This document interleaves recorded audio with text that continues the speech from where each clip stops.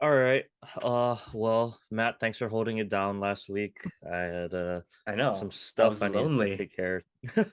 I know I had stuff I need to take care of. Hopefully it was worth missing the episode last week, but I guess we'll see. I don't have the results of my test back yet, but I have no idea if I passed or not, but we'll see. It's kind of like 50-50, honestly. Either way, I wouldn't be too surprised. Anyway, it's whatever's I'm done. I'm not taking it That's the for main thing. You're done with it. well, I'm done with it if I pass. So hopefully I pass because yeah, it's just annoying to study for. If anything, I'll take it like 4 months from now, probably, if I don't pass, but it's okay. You held down the fort, appreciate it. Um, let's get into our stuff for tonight. Because we got a lot of stuff actually. It was a pretty active week. Obviously, first round of the playoffs. Now we're really in the thick of it, right? We'll get to some of the games. I guess we'll start off with the game that just kind of ended not too long ago. Gotta talk Lakers, right? So we'll start with that game. Well, I mean, we can even take it back to game three first. Just an explosion out the gate. Thank you, Dylan Brooks, for poking the king or poking the bear and setting them off. It was really good to see. I mean, I think it was 35 or 33 to 9 at the end of the first quarter, something like that. But Yep, like full out. yeah, full out avalanche to start, but especially in the playoffs, teams will cut it closer and I kind of just knew that at some point the Grizzlies were going to make their run and hopefully we just had enough there. Luckily, we had big contributions from everyone that game and yeah, we were able to ride out our early momentum and kind of keep the Grizzlies at bay for the most part. Um, they had no jaw that one, right? So No, that they one did was have Ja. oh They they had did? Ja. Yeah, Ja played game three. He Oh missed game two. oh game two. That's right. So the Grizzlies are now winless with Ja. That's oh that's right. Okay, yeah. So that's right. He comes back and they lose. Anyway, yeah, took care of business. Tonight was a big one, and with 7 game series, Matt. I don't know if I've said this before. Maybe a while, maybe like last year. I haven't said this for a while, but with a 7 game series, I always feel like, well, besides game seven, obviously being the most important game, game four, like game one and game four to me are like the biggest games in like best of seven series. First game, obviously, just a little bit of momentum for either team. If the home team can protect home court, that's huge. But if you steal one on the road, that's always big, especially in that first game. Get a little bit of momentum. But game four to me is kind of where the series starts to you kind of start to sense how the series is going to end, right? Because you're either 2-2 or you're 3-1 or I mean or you're 4-0, right? So um to me game 4, especially uh teams like this, 1-1 or 2-1 in this case and big game for both teams. I feel like it was big for the Lakers to keep pushing their momentum, but it was even more important, I felt like, for the Grizzlies to get one back and even the series at two. But I guess we can break down this past game. So,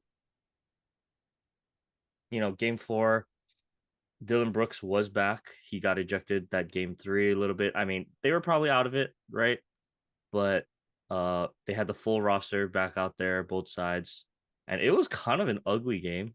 Like offensively, it was Especially shooting wise. Oh oh my man, goodness. it was not an easy game or a fun game. It's not. It's like the complete opposite of watching like Warriors and Kings, where it's just transition, uh, good shooting on both sides, really good perimeter guys, like completely opposite. So once again, I'm sitting there thinking to myself, where is Mr. Anthony Davis? Right? Another pivotal moment. Kind of need him to step up. And I think he only had like 12 points or something like that. today. He did play well defensively. I would say, he was a presence uh inside, but also got to give credit to the defensive player of the year, Jaren Jackson Jr., because I felt like he was all over the place, especially down the stretch. Had a couple big blocks there, and I mean Schroeder was killing me. He like threw the ball away twice down the stretch in the fourth quarter. Um, so with all this going on, the poor shooting and whatever, we needed Austin. It was Austin Reeves really, D'Angelo Russell late with those big threes as Memphis was starting to pull away. I thought this is a really good game for D'Lo to get some of his confidence back, right? Guys stepping up, but ultimately, it came down to one man and one man only, and that is the King. Yep. So LeBron finally put the crown back on tonight. Hit the huge driving layup over Jaren Jackson Jr. Like he threw it almost to the top of the backboard for the tie, and then got the and one late in overtime to pretty much put the Lakers ahead for good there. So uh I mean, gas like both teams just completely gassed out at the end. You could tell the Lakers were really trying to catch their breath as much as they possibly could there. And luckily, I think this was a game that kind of just that little bit of experience or lack of experience for the Grizzlies at the end kind of costed them, because it didn't seem like they could get into like their offensive set in the half court with at least what they were trying to do at the end. They got a couple good looks, you just couldn't hit their shots, but you know I was also getting frustrated with the Lakers offense a little bit down the stretch, but LeBron knew he just needed those few extra seconds catching his breath before he went to go put his head down. And if that's what he needs to go out and pretty much tie and then win the game, if that's what he has to do, uh start with 7 seconds left on the shot clock. I mean, I guess we have to live with it because we weren't getting any help from AD. Right, D'Angelo had fouled out at that point. Um, and he's always looking to make the right play, but sometimes the right play is to go put your head down and score. So I was pretty happy with this one. We're up 3-1 now. I I hope we can take care of business in game 5. That would be ideal, but I think Memphis is going to come out firing. The fans are going to be excited, right? So I think it's going to be a tough task. I still think Lakers in 6, though. I'm feeling pretty confident about that. I mean, I would have to say that too. I picked them to go to the finals with our playoff predictions, so I'm looking pretty good with this pick so far. But yeah, I watched pretty much the whole game, and I gotta say, I think the Lakers, you could kind of expect them to come out flat just the way that game 3 ended. I thought Memphis kind of found something at the end of game 3, like, outside of that first quarter they were kind of, neck and neck, and they kind of won the game, you could say, the rest of the way. So you kind of expected them to carry that momentum, and they really did.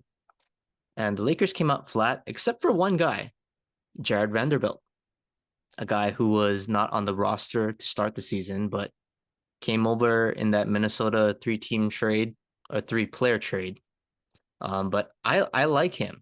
I mean, he's not a guy who's playing, heavy minutes and especially late in the game, but to start the game and when he comes in, he's got the task of guarding Jaw. And it's like, give me, or Darvin Ham is basically just saying, give me 6 minutes, all your energy, all you got, and just go crazy. He's picking up Jaw full court, and anything he gives you offensively is gravy. But I think him setting the tone and offensively chipping in with, I think he had like 10 points in the first quarter. So that kind of settled the game down for the Lakers, kept them in the game to start. And I thought that was huge. And then everybody else kind of, started coming along. But Jared Vanderbilt really set the tone for the Lakers. And late in the game, it was the other T-Wolf player traded, D'Lo, Mr. Ice in his veins. The game was kind of slipping away. The Lakers were down by 7, and D'Lo goes berserk. Three straight threes on three straight possessions, giving the Lakers the lead. Now, was the one that said if the Lakers are gonna go places, D'Lo has to be the third guy on offense. I don't think he has to be the third guy anymore because of Austin Reeves, but he still needs to be a factor and do things like that. And for him to just show up in that moment, that's kind of all you want from him. You know, LeBron and AD are supposed to be carrying the load, but guys like D'Lo, Austin Reeves, Schroeder, Rui, I mean, those guys just need to have moments. And that's exactly what you want. A couple key role players having big moments throughout the game.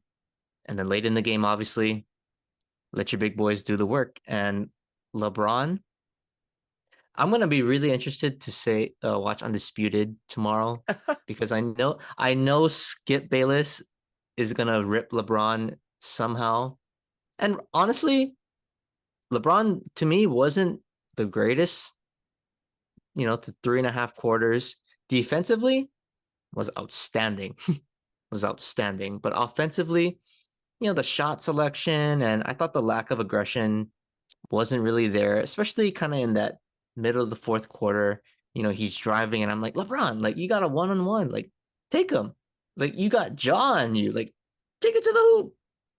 But he made the clutch shot when it counted. They needed the basket at the end of regulation, hits the tough layup over the defensive player of the year, and then the icing on the cake was the and one over Mr. Um Villain, Dylan, Dylan the Dylan the villain, villain Brooks, Dylan the man. villain. I mean, that was unbelievable. That was literally greatness that we just watched. But I gotta ask about Anthony Davis. So I kind of had mixed feelings about him in this game. So for the first, I could maybe say 4 quarters, you could say, was pretty awful. But he did make critical plays in the overtime, getting key rebounds. He was being Anthony Davis late in the game, but like that's the thing that just bothers me about the Lakers. And I know as you as the fan of the Lakers, this gotta drive you insane because they talk about it on Inside the NBA after Charles Barkley was ripping into AD. I mean, he is literally the key to me. Like you look at the games that they won outside of this game. You take game one and you take game three. Those are the games the Lakers really had control of. And AD was dominant. Game two, he no showed, kind of got blown out. Even this game four, honestly they should have lost this game. But and AD was pretty awful. So I think that kind of just shows like, AD man, if you play well, you guys can beat anybody. But if you don't show up and play like a superstar, you guys are gonna go home. And even if it's 3-1, I know it's a good position for the Lakers. They gotta win one out of three. But if AD no shows for 3 games, like I'm gonna be honest, they could probably lose this series. So I don't know. What did you think about AD's performance? Like I would say in a letter grade, I would give him maybe like a C plus because he came on strong at the end, closed out the game. But man, it was awful. It was bad for the first 3.5, 4 quarters of this game to I me. mean, at this point, it's not surprising, unfortunately, because we know what he's capable of. Obviously, we know, but it's gotten to the point now where it's not surprising when he has games like this either, right? To his credit, he did, like you said, show up kind of later when it counted. I thought more on the defensive end, right? Especially, he had that block on Jaw. I was Mhm. just worried. I was like, man, where have I seen this before? Where the opposing team has a catch and shoot He's gonna situation. follow. Like, oh, please, AD, don't get caught slacking again. Like, it's happened twice already this year. Luckily, they had their defense set. He had the big block. LeBron almost made the most insane playoff game winner uh ever. But, you know, like I said, I mean, it's kind of the rhetoric now. I think it's kind of been determined. I don't think he'll ever be a one anymore. I think that time has passed him. Unfortunately, you know, I don't think it's all his fault. I think injuries have taken a toll on his body throughout the years, and unfortunately, I don't think we'll ever get to see that New Orleans AD that was a top 5 player in the league anymore. But he is still, an all-star, all NBA caliber player. Um, Maybe third team all NBA, but he is still capable of it when he decides to, come out aggressive. And I guess it's just a lack of aggression. That's the one thing that will bother me. Everyone has off night shooting, but I want to see him call for the ball in the low post, take whoever it is, Exactly. Tillman. I think he was on Tillman a lot tonight, or at least command some kind of double team, right? And then get kind of our offense flowing in that direction. But I didn't really get to see that tonight. And I mean, luckily we had Austin Reeves and D'Angelo Russell picking up the slack offensively. And it was an ugly one, but our defense has been playing pretty well against these Grizzlies. But obviously, even if we do make it out of this round, it only is going to get tougher from here, right? So we're going to need a full collective team effort from everyone. Full effort day in and day out the rest of the way. There's no excuse. There's no taking one game off here and there. It's that time has passed, right? So anyway, yeah, I'm feeling good though. I think we take care of business. We should close out this series in the next 2 games. So I'm not too worried Oh there. yeah, you can't let it go back to Memphis for Game 7. Mm-mm. That's a no no. All right. Well, anyway, let's get to some other games here. So I guess the second most exciting series at this point, um, the other one that's 2-2, Kings Warriors. Like we said, completely different game flow and pace. Uh, Almost like the perfect match for a first round, right, matchup. You know, both these teams offensive juggernauts. They like to play with pace, they like to push, shoot a lot of threes, rely on a lot of perimeter one-on-one defense, so you get to see a lot of guys like that. So I mean, it just calls for exciting basketball. Really, you got two guys in Steph and De'Aaron Fox, who I think his stock just keeps going up and up. Uh, as the season has progressed, and he's shown in the big moments that he's not afraid to take the shot, not afraid of the moment. Um, but I mean, overall, this series, man, uh, I'm surprised that it is 2-2 because I felt like it could have easily been 3-1 for the Kings at this point, looking back, especially that game 4 yesterday, I believe, right? Harrison Yeah. Barnes one shot away from flipping that The ex that Warrior. series, right? So I think if you're a Warriors fan, you're pretty happy that you're at 2-2 at this point. Um, I mean, they played competitively in Sacramento, so I don't think they should be too worried. But getting two back on their home court now, it's a best of 3. Looking forward, man, I could see either of these teams making it out, man. I don't really have a real strong favorite that I'm leaning towards. Also, going to be interesting to see if Draymond continues to come off the bench. I mean, it kind of helped the rotation early, I guess, but to me, Jordan Poole, he can't play excessive minutes uh on the floor. He really needs to me, he needs to be the sixth man for like the scoring boost. I get what Draymond wants to do, right? Bringing that intensity off the bench, but man, like Jordan Poole, as much as as crafty as he is offensively, I feel like he can be a liability on the defensive side, especially with the Kings roster, how it's set up. He needs some defense out there. Just run the stay Clef, well, stay Clef, Steph and Clay offensive show. Um, and if I think Wiggins is going to be the key piece if he gets back. We know he can be a good two-way guy, right? So if his offensive game starts to get back to what it was last year, to me, he's going to be the key piece in this series for the Warriors. And on the flip side, the Kings, someone just got to help out De'Aaron Fox. Really, Well, especially now with the breaking news that came out today. right with fractured finger on his shooting hand. That is unfortunate. The Warriors' run of injury luck continues. So I don't know how they keep pulling this stuff off, but I think he's gonna have to play.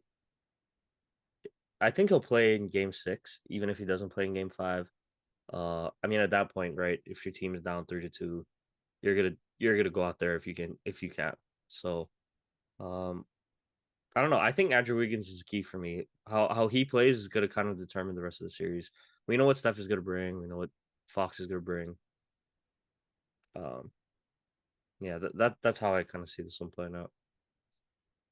Yeah, this is definitely I would say it's the most exciting series, even over the Lakers and the Grizzlies, just because of the firepower, I think.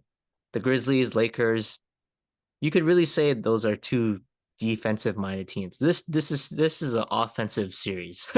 So for the Warriors, I think you said, Draymond and Jordan Poole should kind of, swap roles. I kind of disagree. I think, with Draymond being suspended, it forced Steve Kerr to obviously adjust. You can't play Draymond in game three. So Jordan Poole is the next man up. They kind of, catch some momentum. Draymond, not really an offensive guy. So I think being the team player that he was and is at this point, did the right thing. And I think they won two games, with this rotation. So if it ain't broke, don't fix it. So I think game five, you roll out the same five. Draymond should come off the bench. The closing lineup, I think that depends on the entire flow of the game. If you need defense, obviously Draymond's going to be in there. But if you need buckets and they're taking Steph away and you just need help scoring, Jordan Poole, he's going to be in there. Who they're going to take out, I don't know. Because I think Wiggins, obviously a wing defender, two-way player, can't really take him out. But Kevon Looney has really established himself, inside for the Warriors. He is huge for them. He's not going to score a lot, but he can give you 15, 20 rebounds a game. And he's a willing passer in the post. So a guy like that to run pick and roll with, almost Draymond-esque in a way, offensively. So yeah, I think the Warriors have the rotation. This is kind of their new death lineup in a way. You know, back in the day when Draymond was at the five, Draymond's a little older now, still a defensive problem, but with Poole, obviously a shooter, Klay Thompson, Steph, Wiggins kind of taking that Iggy role in a way, wing defender, can make big time shots when needed. And then, you got your big in Looney. So I kind of like that, this lineup for the Warriors to start. But I think they're gonna keep it rolling for the rest of the series. And then for the Kings, it's kind of scary because one, De'Aaron Fox it's kind of a one-man show right now.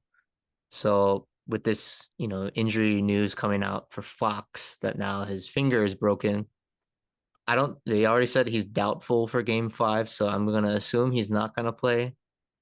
And like you said, probably come back for game six if it's a elimination game.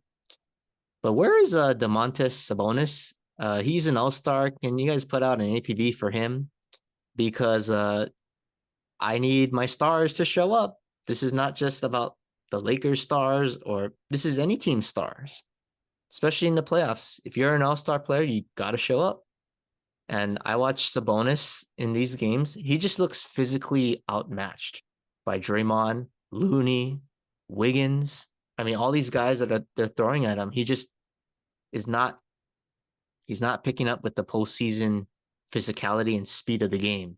And if Fox is gone, I mean, they gotta play through him, so he's got to be able to step up.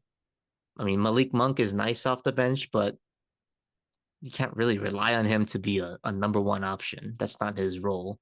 Davion Mitchell is a nice piece, but he's a defender. He's going to be harassing Steph off the bench. So Domantas Sabonis, if Fox is gone, he's got to score like 30, give you 15 rebounds and 7 assists. He has to do that. That's the only way they're going to win game five. So unfortunately, I think with the Fox injury, I'm going to have to say the Warriors have the edge in this series. And I probably think they're going to close it out in 6, and it's unfortunate that it has to come down to an injury again. But exciting series. It's got the potential to go 7, I will say. Hmm. But yeah, that Fox injury kind of killed the vibe for me because I was really looking forward to this one.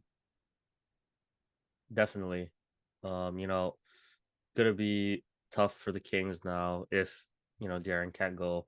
He's probably not even gonna be at 100% either. It's on your shooting hand. Yeah, that's tough. Well, it's like So, Jaw too, Jaw's wrist, mhm, and now shooting hand, right? Maybe he so just got to drive right. go with the right hand instead. We'll see how that goes. I'm still anticipating a good series the rest of the way, but Oh yeah, we'll definitely. see. I definitely do think the Warriors have the edge though now. Okay. Let's hop over to the Eastern Conference real quick.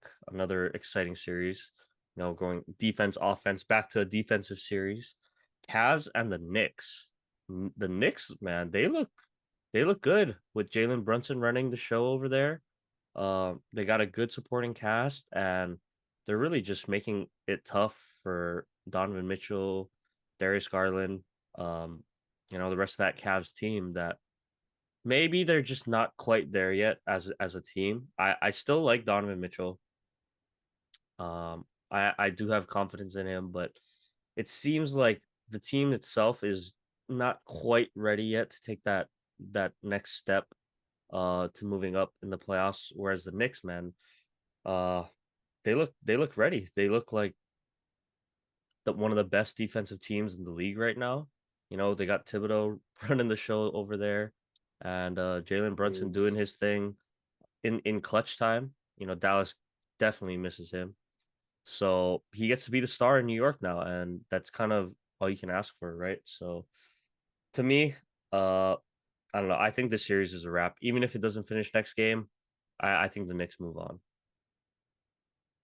Oh yeah, me too. Knicks, I say Knicks in 6. But this one, I'm not like you. I disagree on the point about Donovan Mitchell. I'm not sold on him yet. I think he's a talent. He can score, but he's too dang streaky. And he can score 71. Everyone's gonna get caught up in that. But is he making everybody else better? Like I don't think he has that in him yet. He needs to develop that, as he gets older and more mature within his NBA career. Because looking at this Cavs roster, it's a Mitchell or bust. Darius Garland, all-star player, but he's not at that, I would say that alpha tier guard in the NBA. Jared Allen's a good piece, but he's just a rim protector. Evan Mobley, I think he's going to be good, but I think this is his second year in the league, so he's still young. Karis LeVert, nice player, but has an injury history, so it's a Mitchell or bust show for me offensively. And when you're playing a defensive team like the Knicks, you can't just have one guy, try to take all the shots and do it himself. It's got to be a team oriented offense that's going to take you down. And that's just not what the Cavs are at this point. It's all about Donovan Mitchell. And when he doesn't show up, which is to me 50% of the games in the playoffs, yeah, you can't win a series like that.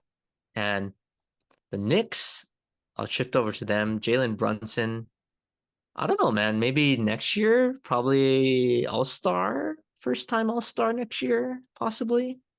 But he's turning into, one of those late game closers, perfect fit for the Knicks with his toughness. But the guy that I'm still not over or kind of crying my sorrows out from the trade deadline is Mr. Josh Hart. Definitely. He is such a good role player, like perfect for any team in a playoff contention. Plays defense, shoots the three really well, and he just makes winning plays, man. And the Blazers, I hate to bring it back to them, they're not even in the playoffs. But at the time, you guys were in contention and you trade him away? Come on, guys. And look at what the Knicks got. I think they kind of, hit a stride after that trade deadline. And I'm not saying Josh Hart is the whole reason why, but he's a huge piece of the rotation and he's balling out right now, making clutch shots, playing high quality defense, and just making winning plays. So, yeah, this series, I would say it's a wrap. And the Knicks, watch out, with the other Eastern Conference series, the Bucks and the Heat. I don't know, it might be an upset. We'll see, but there's a path for the Knicks to kind of have a run possibly. So I like their chances right now if I'm a Knicks fan. I think it's definitely looking good for the Knicks. It hasn't looked this good for them in a long time. I know Um, Stephen A is loving it right now. we'll see. I still don't think they have enough to get to the finals, but I think they can make it a tough series for whoever they play next. And Hmm. let's get to that, other Eastern Conference series that is probably the biggest shocker out of all the series so far, and that's Miami going 3-1 today on the Bucks. Giannis came back. Uh, really not too much to say other than playoff Jimmy buckets has arrived. Yes, sir. We thought Bubble Jimmy was good. Yeah, I guess it's just a playoff Jimmy thing. It's playoff It's Jimmy. just playoff Jimmy. You know, it's kind of rare, I think, nowadays for a type of player like Jimmy Butler to emerge. Um, guys that are not really huge regular season performers. Don't need to get all the all-star credit. They're not in the all NBA conversations, but consistently show up in the playoffs and consistently take over games in big moments. Like I'm really trying to rack my brain of guys like that in the NBA, and I can't really think of guys that just show up so huge in the biggest moments, and are not considered, you know, some of the faces of the league, you could say. But Jimmy Butler, the past several years, man, uh, really just to me, if there's one guy I want, with the ball in his hands, and I'm talking like LeBron, Tatum, Giannis, Steph. It's hard for me to go against Jimmy Butler. Um, he's just playing unbelievable right now. I think we're both a little worried, Matt, because the Bucks are our finals picks. I would I'm a say little Logan's worried worried. too. We Yeah, all picked the Bucks. I think I'm a little worried, but as great as Jimmy has been, it's really kind of a one man show out there. No Tyler Hero. If they shut down Jimmy Butler, start just doubling him, throwing doubles at him, I don't know who's gonna pick up the slack because Bam hasn't really played up to his potential this series. Kyle Lowry has had his moments, but are we really gonna count on Bam and Kyle Lowry to take them over the top? I still think the series isn't over. This is a 3-1 series that I definitely think the Bucks, get Giannis gets back right. Um, and they had the lead, throughout this game. It's just kind of Jimmy took over late, but I'm not counting out the Bucks just yet. I don't think this series is a wrap. I could see it going 7 still. Oh yeah, me too. It's a weird thing, right? Like the number one seed, they're down, facing elimination, but it's like, oh, we're not that worried yet, even though they can't really lose a game for the next three games that they play if they make it that far. But I mean, to me, the key is Giannis was out. So this is really the first game that he was playing. He played a full game. This is the first game in the series he was playing a full game. And to what you said, they controlled the whole game, and it took literally the greatest Miami Heat playoff performance from Jimmy Butler to overcome that. And the game was close. So if truthfully, if that's what it takes to beat Giannis, I mean, I'm not gonna, say like, oh, we're cruising, the Bucks are chilling. No, but I'm not gonna totally panic yet because the Bucks have home court. I expect them to win Game 5 back in Milwaukee, and now you put the pressure on, Miami if you go back to Game 6 because you win that Game 6, they're gonna win the series, I think, and I still believe A healthy Bucks team is the best team in the NBA. And I don't know what Budenholzer is going to do. I've been saying this from the trade deadline, but Jay Crowder, I thought was a huge pickup. He did not even see the court in game 4. So I need to see Jay Crowder, maybe less of Pat Connaughton and less of Joe Ingles a little bit now. But I want that defender. I need to stop Jimmy Butler. I'm throwing Jay Crowder at him. I'm throwing Drew at him. I'm throwing Chris Middleton. I'm throwing Giannis. I'm throwing all these guys at Jimmy just to stop him because, like you said, Tyler Hero is gone. He's kind of that second scorer on that team. So make somebody else beat you. Double team him. Just get it out of his hands. So honestly, I still think the Bucks are going to win this series. I really do. With a healthy Giannis, they'll be winning this series. Book me on that. Okay, okay, I like that. I'm worried, but I'm with you. I think they can still win the I'm worried, series. but I'm not panicking, and it's weird because they're facing They're down three elimination. one. Yeah, I feel the same way. All right. Well, let's just kind of wrap up these other series here. Sixers took care of business against Brooklyn. I just think Brooklyn was a nice story, but Mikhail, he just you don't got stars. You need wasn't quite stars. there just Yeah, yet. So they took care of business. Hawks, Celtics. I personally think that series is a wrap. Now I think the Celtics are gonna take care of business this next game. Really, not too much to say. The Hawks had a good run, but no DeJounte now too. It's gonna be kind of tough. So I got the Celtics in that one. Nuggets, Timberwolves. I'm glad the Timberwolves were able to not get swept. But I mean, if I'm being honest, I think that was just an Herculean effort to save them down the stretch. I don't know if he can do that 3 more times in a row. So I'm gonna go on and say, yeah, Nuggets handle business. If not next game, in Game 6. So yeah. I'm excited. This got to be one of the most exciting first rounds in a while. Definitely more than last year. I mhm. feel. Maybe it's because LeBron's back in the playoffs. That's got to be it, man. It's because the king Yeah. is back. It's just better for basketball. Um, all right. Well, we'll check back in next week, see how everything plays out because you never know. You never know with playoff basketball, right? On that Yeah. note, though, let's uh let's take a break here. We got some football and baseball stuff to talk about. There's a lot of basketball talk, so we'll take a short break here, and we'll get back with some NFL talk.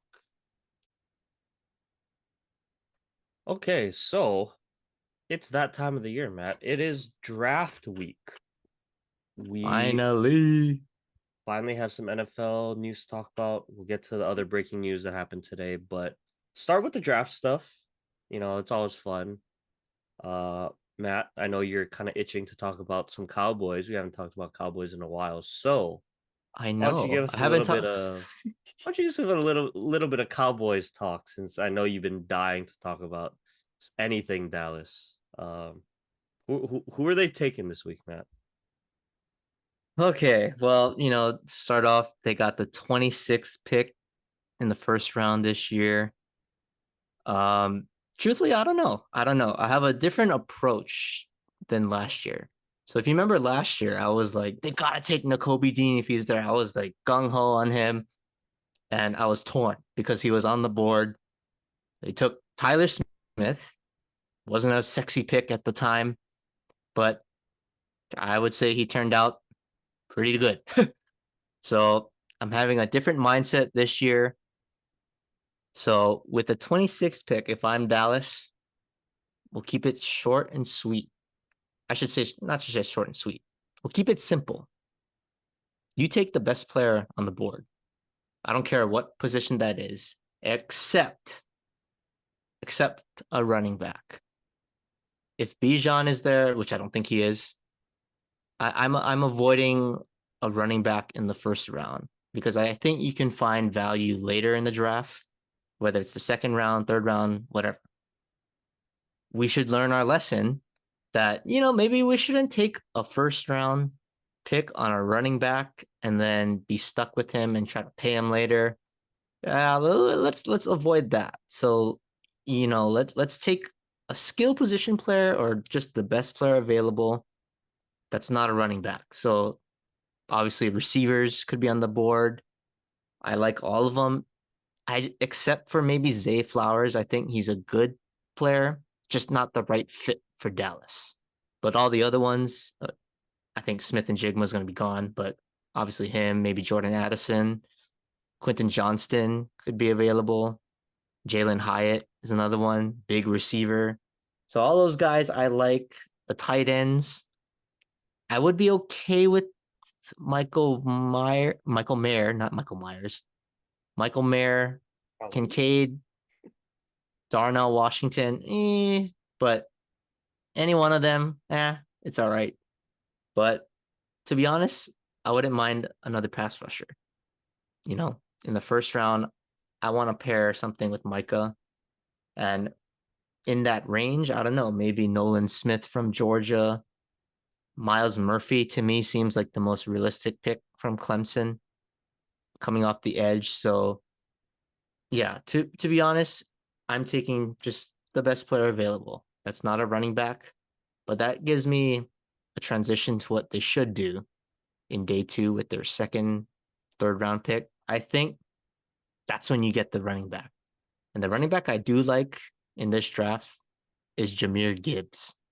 I think he's kind of that Tony Pollard back. He's great at receiving. He's explosive. And I'm treating it as Tony Pollard. This is his farewell tour. We just franchised him. I really don't think we're going to sign him to a long-term deal, especially coming off an injury. So let's just, enjoy the last ride with him and get a guy that can, take over eventually. So I like Jameer Gibbs. If we can somehow maybe trade up to get him, that would be nice. Or Zach Chardonnay from UCLA, kind of a physical running back. So in a way, he would take Zeke's spot. He would complement Tony Pollard, kind of, keep him fresh. Chardonnay can get the tough yards, and then you get Pollard hitting the home run. So I think that's what we should do, kind of transitioning. And then day three, I'm looking for, a late round quarterback because I can't trust my $75 million quarterback. I should say backup quarterback, but I can't trust them. I really can't. So I'm taking a low flyer guy like Max Duggan. I think he's perfect for Dallas. Obviously played at TCU. He's just a winner. I just think he has that mentality. He's not going to light you up. Almost kind of reminds me of Dak coming out of college. He's just going to make winning plays. He's not going to be flashy at all, but he'll run. He'll just be gritty for you and just do everything it takes to win. So that's the kind of approach I'm taking in this draft. I'm not going to say I need one specific player. I kind of learned my lesson last year, especially on that live stream that we did. Oh gosh, that was a disaster. That was hilarious. I'll That never was a forget that moment. disaster. It's going down But in the Fan and the Fanatic Hall of Fame of yeah, moments. but sorry guys, no, I'm gonna break it. I don't think we're gonna have a draft stream this year. A little too busy. Can't do But yeah, that was a low moment for me. it. So I'm changing my thought process here. It was a low moment that turned into a positive moment You're throughout the right. season, though. Tyler Smith, I love you, man. You're doing great. Just keep it up. Let's keep building in year two. Okay. Um, well, I'm just gonna be honest. I don't really keep up with draft stuff like you do. I'm more about free agents and stuff. I'll look at the quarterback, so that's probably the biggest one that I'm usually into. But for Miami, I think they have a second round pick this year. It's their first one that they get with the whole after the trades and the tampering stuff. Right? That's right. They don't have a first round pick. So I think there's a center. Looks like they're projected to take around their pick. I think you take an offensive lineman, it's not gonna hurt. You get the best offensive lineman kind of available, help bolster up and give some depth to that offensive line because as great as Armstead was this past year, he's known to have an injury history. So I think just beefing up that offensive line any way you can. Connor Williams had a great year for us, Matt. He did really well Oh, at center. congrats. I'm just saying Congrats. he did really Congrats. well. Um, they might also look for another playmaking receiver in the draft, but I think we have enough at receiver right now. We brought back like Craycraft as well. Sounds like we might trade Cedric Wilson though. So I'm not too sure what's going on there, but it sounds like Come home. they said they wanted to do right by Cedric Wilson. Not sure what that means. I don't know if he just doesn't fit the role that they want him to be in. But he's staying active. He's staying active, working out with Tua, Tyreek, Jalen. He works out with all of them. So I don't know. I don't think it's a chemistry thing. It might just be a scheme and fit thing at this point. I don't think there's any hard feelings. And props to Cedric Wilson because he hasn't complained about his role at all. I thought we should have been utilizing him much more last year, but I guess that's the direction Miami wants to take it. So we'll see. Either way, I'm pretty confident in Chris Greer. I mean, the past few drafts have been really good for Miami. I would say, looking at guys like Javon Holland, Jalen Waddle, right? They turned into really good picks. Minus the Igbenogany pick, but guys like Kader Kohu, late round picks stepped up for us, and I like where this team is at right now. So there's always room to improve in the draft, but I have full faith in Chris Greer that they'll address the needs that they have to. Anyway, I think we should move on to this next one. So this is an interesting one. The quarterbacks. So the quarterbacks have been changing who's going number one, kind of the whole offseason or, pre-draft workout combine time, right? It went from obviously it's Bryce Young, and then Bryce Young started falling off. Oh, he's too small, this and that. I think it's going to be CJ Stroud. Oh, but now CJ Stroud did poorly in like the Wonderlic test or whatever test that they took. Now everyone's kind of falling off of him. Now it's Bryce Young again. So it's kind of going back and forth, right? We've been seeing the roller coaster ride that is the pre-draft quarterback ranking. So let's just give our top five. We can start with five. We'll just go five. Um, I'll give you my five straight up, and then I guess you can give me your five. So I was actually kind of torn about number five. I'm gonna just stick with the safe pick though. Go with Hendon Hooker at number five. I really like that. I remember this Fresno State guy though, the Jake Hayner. Jake Uh, Hayner. You I couldn't mean, beat Hawaii. I mean, but he looks like he has the physical tools at least to be an NFL quarterback. But I'm just gonna play it safe. I think Hendon Hooker, he was a winner. Like he played well. He played pretty good football in Tennessee. I think he showed enough to be considered the fifth best QB in this draft. And then one through four, it's where it gets real spicy. I think a lot of people have Anthony Richardson, but I'm gonna put or sorry, they have Anthony Richardson high. I'm gonna put him as the fourth one. To me, just way too raw. Obviously, the most physically talented quarterback in this draft with size, arm talent, speed, but I think play matters. So I'm gonna have to see a little bit more from him before I'm feeling real confident. So that'll put me at Will Levis as number three, and then CJ Stroud, and then Bryce Young. So I mean, we've both been big on Bryce Young this whole time, right? CJ Stroud, the Wonderlic test. I mean, it does concern me a little bit because I kind of saw this graph of how quarterbacks end up turning out based on their Wonderlic score. So it was a little concerning, but to me, I saw the play on the field. I'm confident in him. I think he's been in the big moments before, and Will Levis, maybe he is capable. It was kind of hard because he was down in Kentucky, didn't get a chance to show his stuff against the real elites in the college football playoffs, but regardless, I still have CJ Stroud at number two and Bryce Young at number one. We've been talking about it this whole time. I just think he's the winner. He's the most proven. And the size, yeah, just a little concerning in the NFL, but I think he's a little more, you know, he's not as stout, right? Stoutly built. He's a little on the little smaller side, He's but small. he's small, but he is agile. So I think he can avoid the rush pretty well.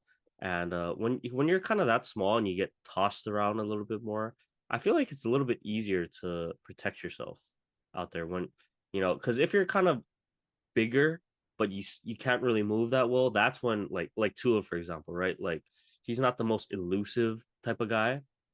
He's built pretty stocky, but he's not going to be slipping out of anyone's grasp, kind of thing. Like I think Bryce Young can. So that's my rankings. Yeah, I'm pretty confident in that. Yeah. That's a good list. I was worried that we would have the same list and then there would be nothing to talk about, but okay, that's a good thing. But I'll keep it simple. Same, it's the same group of five as you, but I'll start with five. So out of those five, I got Anthony Richardson at five. The dude's just too raw to me. Like I like you said it, film doesn't lie. And I think there was a stat too, and this is when Hawaii was at kind of their low point last year. I think it was Hawaii and Florida. I think they were the last two teams to have a passing touchdown in the season. And doesn't that concern you that Anthony Richardson is compared with Braden Shager in a stat? Like that's a red flag to me. So yeah, I think he's just physically there, but football wise, making the right throws, making decisions, quick decisions. Yeah, I don't think he's there yet. Number four, kind of same analysis. Will Levis. He's big. I think he has a better potential to me than Richardson, but I haven't seen enough from him. I think he has a lot of interceptions as well, so he needs to cut that down. So I got him at number four over Richardson because of more. I like his size. I think the bulkiness of him, the beef is there. But at number three, I got Hendon Hooker. And I know he's coming off an ACL injury, but I think he's a pretty underrated quarterback pick in this draft. Like, I don't know if he's going to turn out to be this good, but kind of reminds me of like a Jalen Hurts pick in a way. He's not going to be a first round pick, but there is potential for some value with that pick. I don't think he's going to be like a Super Bowl winning quarterback, to be honest, but can he turn out to be a quality starter? Yeah, I think so. He can move around, and he showed he could operate that Tennessee offense at a high level. So you give him a couple of receivers on the outside, I think he can make some noise. So I like Hooker at three, and then same order as you, CJ Stroud at number two, and then Bryce Young, kind of our guy, at number one. The tape doesn't lie. He's he's the best quarterback in the draft. Plain and simple. I don't care about his size. He makes the right reads, the right decisions. He makes them quick. He can move around, extend plays, kind of everything you want in a quarterback, except he's not 6 feet. But hey, Russell Wilson was successful. Kyler Murray is successful. Drew Brees is successful. Height don't matter at this point. It's all about the tape. And Bryce Young has the best tape out of all these quarterbacks to me. Yep, I'm definitely right there with you. So it'll be interesting. Um, I'd be surprised if he doesn't go number one to Carolina. I'll just say that. Yeah, me too. Okay. Um, well, let's get to some breaking news out of today. Breaking, not so breaking. Kind of saw it in the, when there's smoke, there's fire kind of It's thing. official It's now. official. So Mr. Rodgers is heading out of the NFC, coming over to the AFC East. Man, how stacked is the AFC now with quarterback play? It's kind of ridiculous. Um, what does this make Dak like the second or third best quarterback in the NFC? It's kind of crazy if you think about it now. Well, Um, he's the third, but he's the second best on his team. okay, yep. Okay. I thought we could avoid Cooper Rush talk until September. I guess not. Of course not. It's football time. Uh, but yeah, I mean, big pick swaps there. I was surprised that the Packers got that much actually, in the end. But I guess the Jets kind of caved in. They did swap first round picks though, and it's not a huge difference. So to me, if you're the Jets, that's a win right there. But to still get, a second, a sixth, and I'm gonna assume it's gonna become a first. This second that will turn into a first if he plays 65% of the games. To me, that's a big win for the Packers. So, he was Rodgers kind of out the door already. You can finally usher in the new Jordan Love era. It's kind of a win-win to me. And Jets being in win now mode, making the AFC East that much more insanely competitive, right? I think it's a win for both teams, but I don't know. It's going to be interesting to see how Aaron Rodgers fits with a lot of the young guys. I think that'll be interesting to see if he can get Garrett Wilson on the same page as him. At least he is bringing over Alan Lazard, guy he likes and trusts. The defense for the Jets, I still think will be their best part of their team. But I mean, now you have Aaron Rodgers at quarterback. You don't need to worry about Zach Wilson giving the ball away or you know, Joe Flacco on the other side.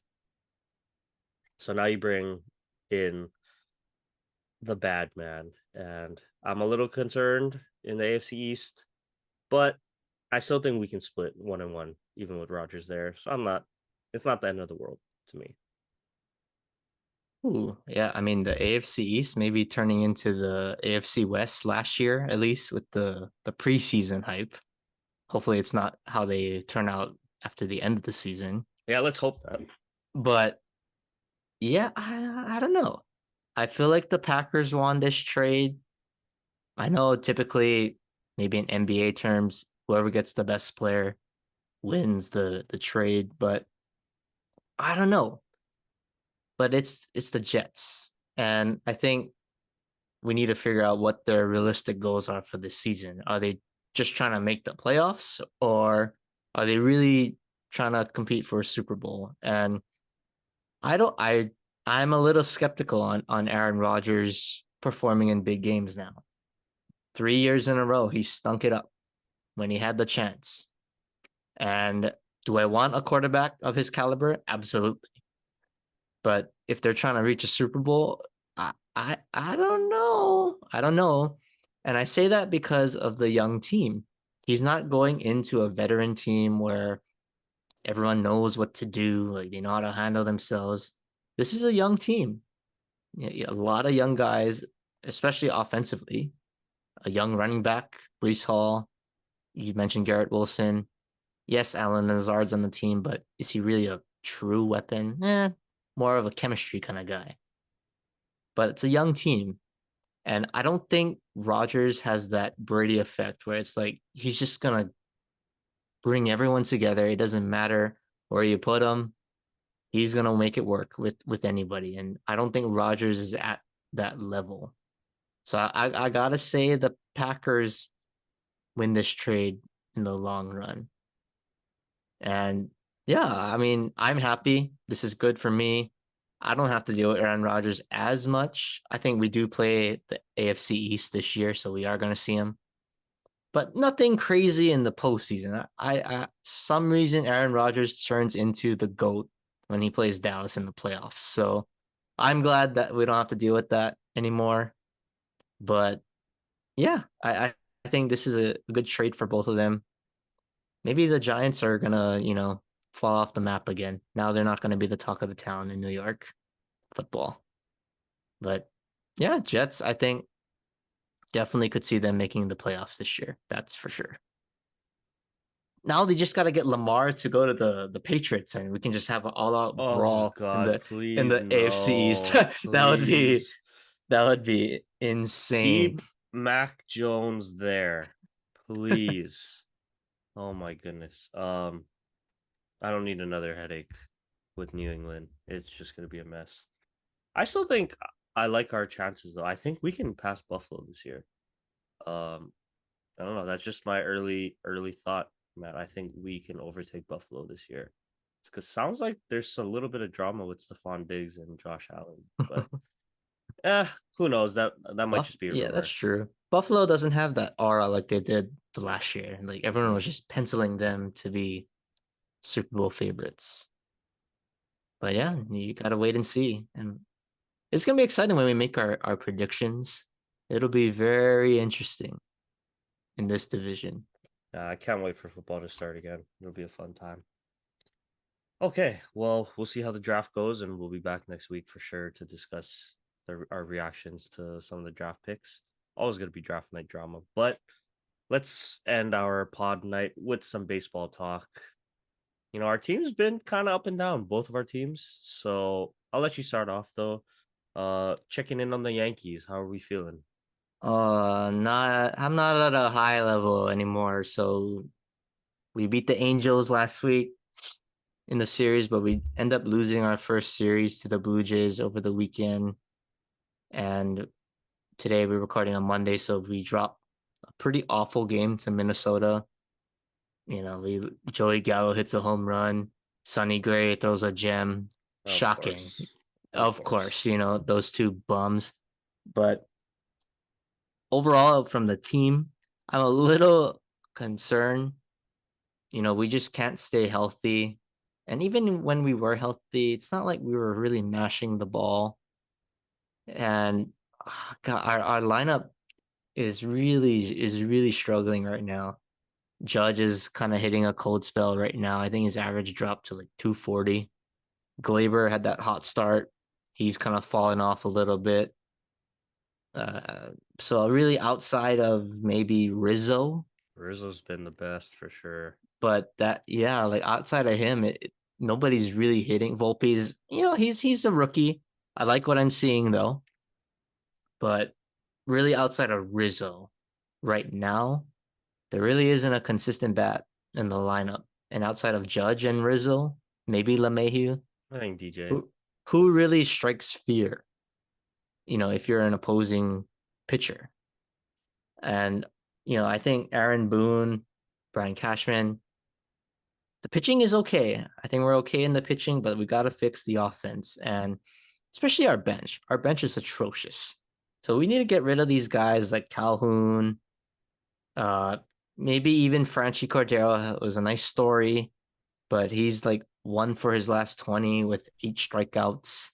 Aaron Hicks should have been off the team like 4 years ago. So like they gotta reshuffle this bench, and I don't know whether it's a trade, calling up some young guys, but they gotta reshuffle the bench. And I gotta say, there is one guy on this bench that has really solidified his role, and that's IKF. Oh yeah.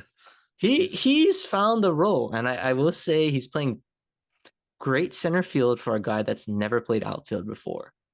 And I think it was the Angels series. yeah, Had he a had a couple couple. nice catches Yeah. in the outfield, had a big hit up the middle. So, he's just providing defensive versatility and speed. So at least we have a role for him before we ship him off to the Dodgers next month. But at least we have a role. We're boosting his trade value so he can play shortstop for the Dodgers when I check him out next Man, month. it's crazy because I don't well, I'll wait till you're done.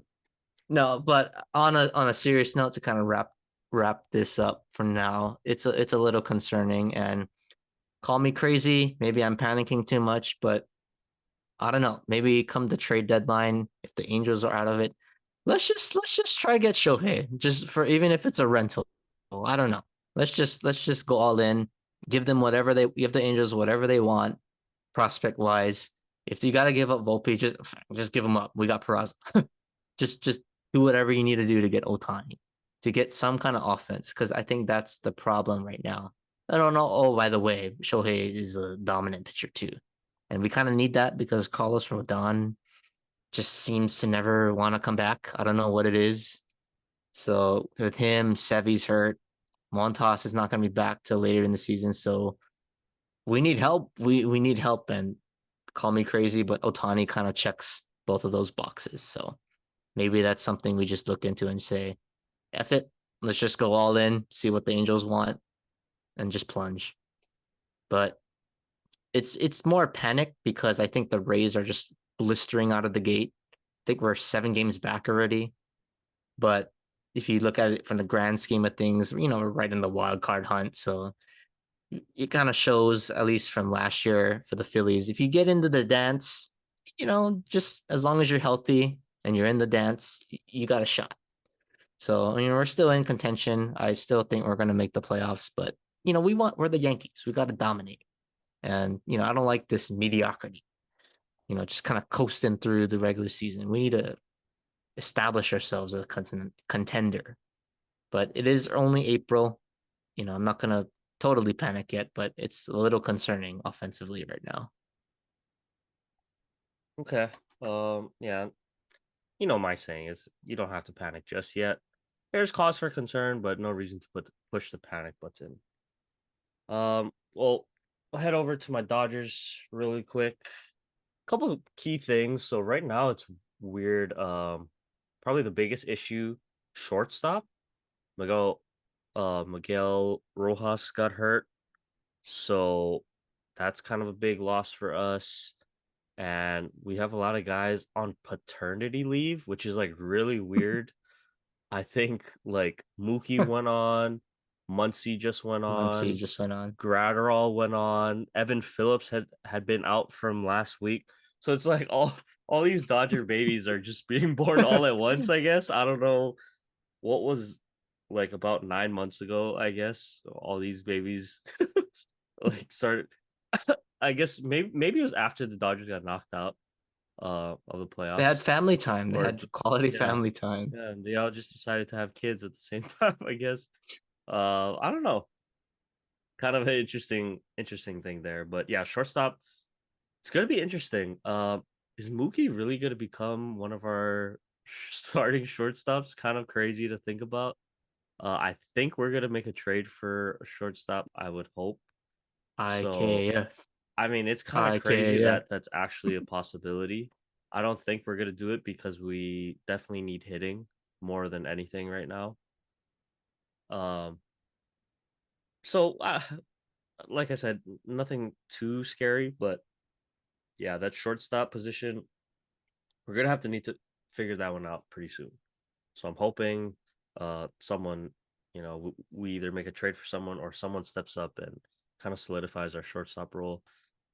Outfield hitting has been a little bit tough as well. Jason Hayward's been struggling. Trace Thompson, he had that 1 3 home run game earlier in the year. He's been struggling. Chris Taylor's been struggling. So kind of our outfield play has been a little concerning. It's not something you really want to look forward to. Also, I believe Will Smith, he's been out with something, right? I think he's He been, has a concussion. yeah, he's been out. So we haven't had him. He was probably our best hitter before he went down. So we've kind of been struggling, but to stay healthy. But hey, we took the series over the Cubs, who were kind of the hot team, one of the hotter teams in baseball. We have a tough stretch coming up. We play the Pirates, who are on fire right now.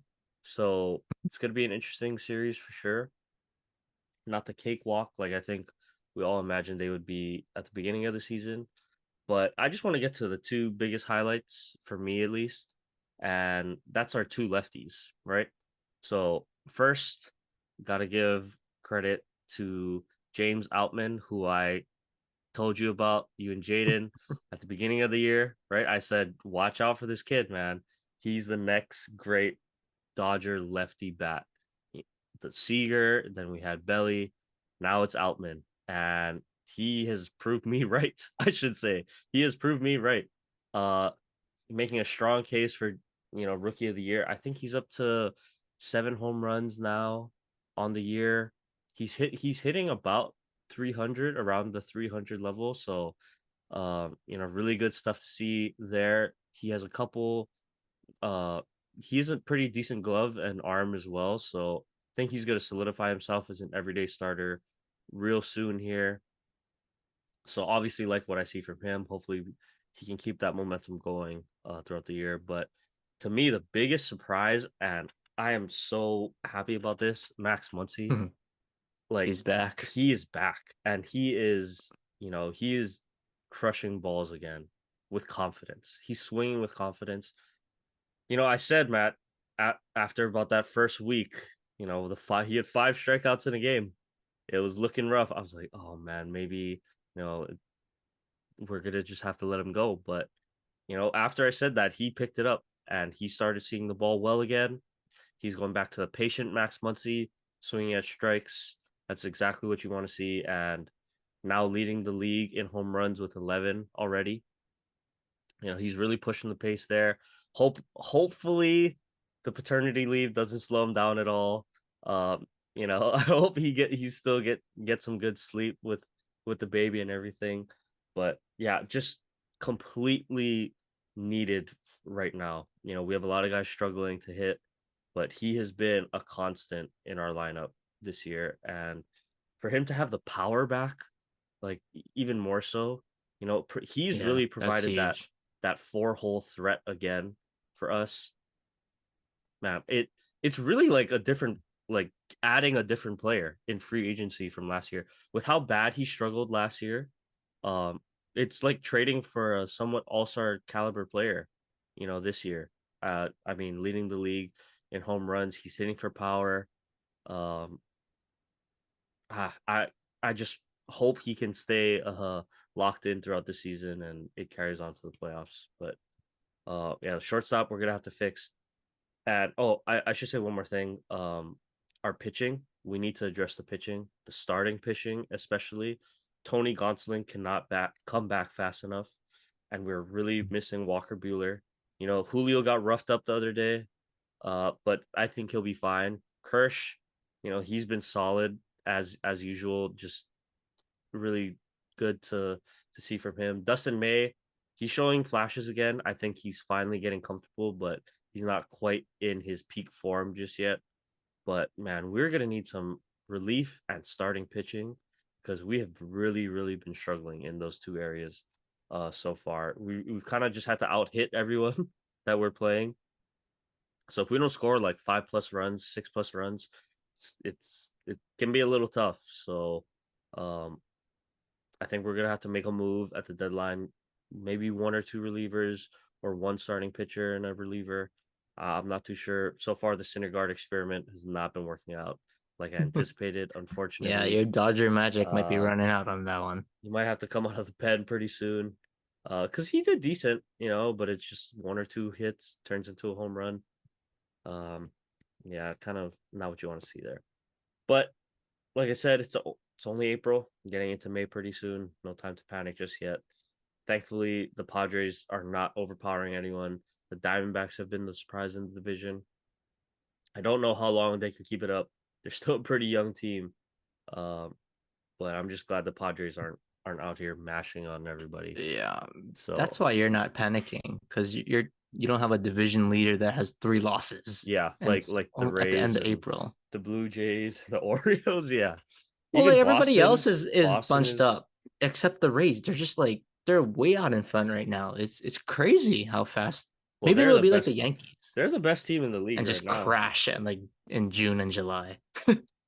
Yeah, I mean they just hit more home runs than everyone, and that's kind of their secret, right? And they're just Like, getting all these walk-offs, like, oh gosh, like 1-0, they win games like that. They score three in the ninth, I think a couple games ago to walk it off. Like, oh gosh. That's the kind of games you just wish they'd lose, and they don't.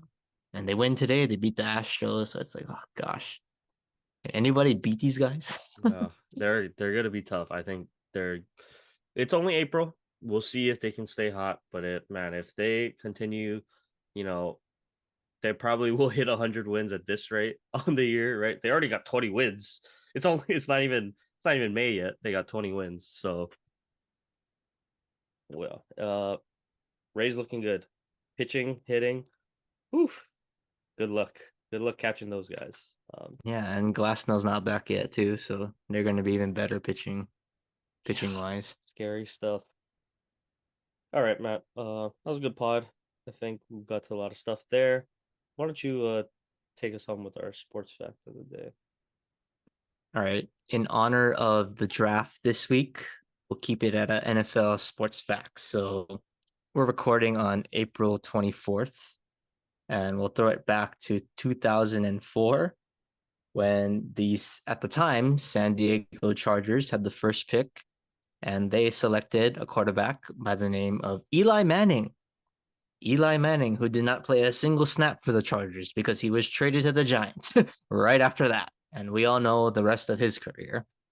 One of the only two men to beat Tom Brady in a Super Bowl. Hmm. So, and the only one to beat him twice. So, Eli the Tom Brady. Cowboy Slayer Manning. Yep. And he slays the goat too, And the Goat Slayer. and the goat slayer. But yep, that's a NFL sports fact in honor of the draft this week. I'm ready for the draft though. Let's go, boys. 26th pick coming up on Thursday. Okay, well, check back in next week. Basketball updates, draft updates, baseball updates. You know what it is over here. Anyway, guys, as usual, thank you all for listening. We really appreciate it. Have a good week. Everyone stay safe out there, and I will see you guys next week.